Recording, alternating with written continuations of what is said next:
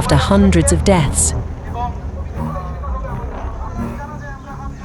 An accidental revolution. And Iron Lady banished from the nation her father founded. Does the struggle for democracy end here for Bangladesh? After weeks of turmoil and bloodbath, the streets of Bangladesh's capital Dhaka witnessed massive celebrations as lakhs of people poured out on the streets and continued to gather, defying the nationwide curfew, to celebrate the ouster of the highly unpopular Prime Minister Sheikh Hasina, who resigned and fled the country on August 5th. আমাদের খুব ভালো লাগছে যে আমাদের দেশটাকে স্বাধীন করা হয়েছে। আমরা একটা ডিক্টেটরশিপ থেকে উঠে আসতে পেরেছি, আর এটা বাংলার একটা জাগরণ, যেটা আমরা ৭১-এ দেখেছিলাম আর আমরা ২৪-এ দেখেছি। এটা আমাদের কাছে একটা গর্বিত সময়। Hasina's exit on an India-bound military helicopter came after crowds stormed the Prime Minister's residence in the capital, following weeks of bloody protest that killed at least 300 people since June. As what critics call the kingdom of Hasina fell, the gates of Gono Bhawan swung open and protesters stormed the building once out of bounds for the general public. The protesters vandalized the property, looted items, raided kitchens and refrigerators and feasted on food. Some were seen moving around with livestock including chickens. The civil disobedience movement that ultimately toppled her started with the demand to end quotas in government jobs reserved for relatives of people who fought in the War of Independence more than 50 years ago. There was a pause in the demonstrations after the Supreme Court scrapped most quotas, but students came back to the streets demanding justice for the families of those killed and the resignation of the Prime Minister. And it snowballed to include ordinary Bangladeshis facing increasingly tough economic conditions.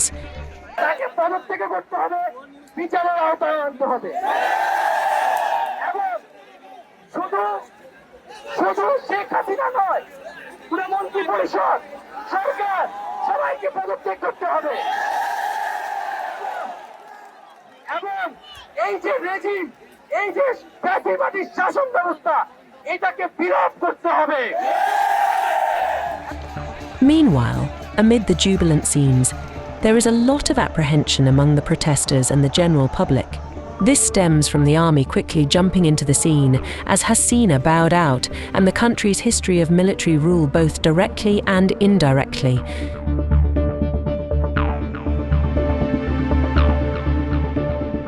In an address to the nation, the army chief confirmed Hasina had resigned and fled the country and also promised to form an interim government.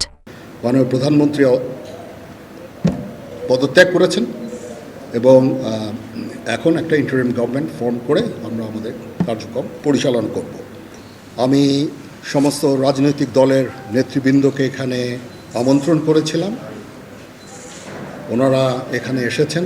আমরা একটা সুন্দর আলোচনা করেছি, সেখানে আমরা সিদ্ধান্ত নিয়েছি যে একটা ইন্টারিম গভর্নমেন্ট আমরা ফর্ম করব এবং ইন্টারিম গভর্নমেন্টের মাধ্যমে এদেশের সমস্ত কার্যকলাপ চলবে।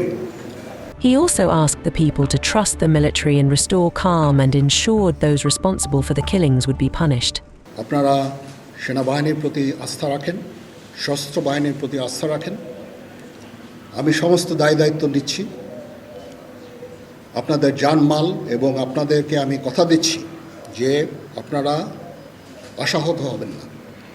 ইনশাল্লাহ আপনাদের যত দাবি আছে সেই দাবিগুলো আমরা পূরণ করব এবং দেশে একটা শান্তি শৃঙ্খলা ফিরিয়ে নিয়ে আসব। আপনারা আমার সাথে সহযোগিতা করেন, দয়া করে আর এই ভাঙচুর, হত্যা, মারামারি, সংঘর্ষ এগুলো থেকে বিরত হন। Despite reassurances, there are concerns about the lack of trust in the military among the protesters. After the army chief spoke, a group which has spearheaded the anti-government protest released a statement saying the military was not the solution. The students and the public would decide who would be appointed to the interim government. আগামী ২৪ ঘন্টার মধ্যে আমরা একটি অন্তর্বর্তীকালীন জাতীয় সরকারের প্রস্তাব করব। সেই জাতীয় সরকারে অভ্যুত্থানকারী ছাত্র নাগরিকদের অংশ থাকবে, এবং সমাজের যে নাগরিক সমাজ সহ যে নানান পেশাজীবী এবং নানান ধরনের পক্ষ রয়েছে সকলের প্রতিনিধিত্ব নিশ্চিত করে তাদের সাথে আলোচনার মাধ্যমে আমরা একটা অন্তর্বর্তীকালীন জাতীয় সরকারের রূপরেখা এবং নাম সেই সরকারে কারা কারা থাকবে সেই নামগুলো ঘোষণা করব। Later, student protest coordinators called for the formation of a new interim government with Nobel Peace laureate Muhammad Yunus as its chief advisor. এবং অবশ্যই ছাত্র জনতার প্রস্তাবিত সরকার বাদে কোনো ধরনের সরকার কিন্তু মেনে নেওয়া হবে না। আমরা বলেছি কোনো ধরনের সেনাশাসিত সরকার অথবা সেনা সমর্থিত সরকার অথবা এই ফ্যাসিস্টদের দোসরদের কোনো বিটিং সরকার কিন্তু আমরা মেনে নিব না। কোনো গণবিরোধী সরকারকে মেনে নেওয়া হবে না।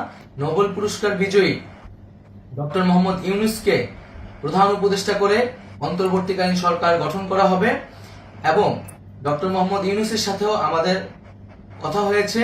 তিনি ছাত্র জনতার আহ্বানে বাংলাদেশকে রক্ষা করতে এই গুরু দায়িত্ব নিতে সম্মত হয়েছে। আমরা সকালের মধ্যেই আমরা এই সরকার গঠনের প্রক্রিয়া দেখতে চাই।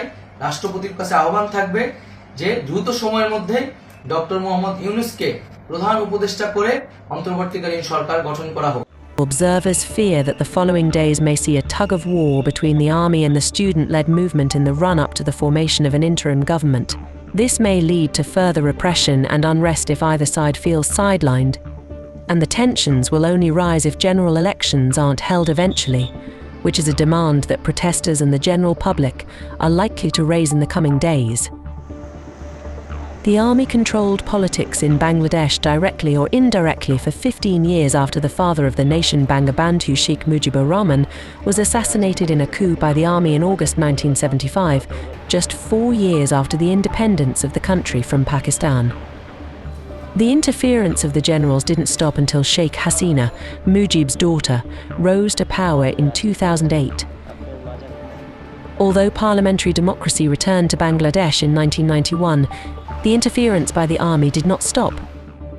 In 2006, political turmoil erupted after the BNP and Jamaat government's term ended. BNP and Awami League locked horns over choosing a candidate to head the necessary caretaker government before fresh elections could take place. Amid the tussle, a caretaker government was formed, but on January 11, 2007, Army Chief Lieutenant General Moeen Ahmed led a military coup, forming a military-backed caretaker government led by Fakhruddin Ahmed. The military rule came to an end in 2008 after national elections were held in December and Sheikh Hasina rose to power. 76-year-old Hasina won a fourth straight term in January this year, and the election was boycotted by the main opposition party. Her party Awami League has been accused of rights abuses and corruption for years. With the immediate demands of the protesters met, it remains to be seen if their larger goal, as mentioned by them, to restore democracy in Bangladesh will be achieved. Or will Bangladesh slip into another rule by the military which itself is accused of widespread abuse? Only time will tell.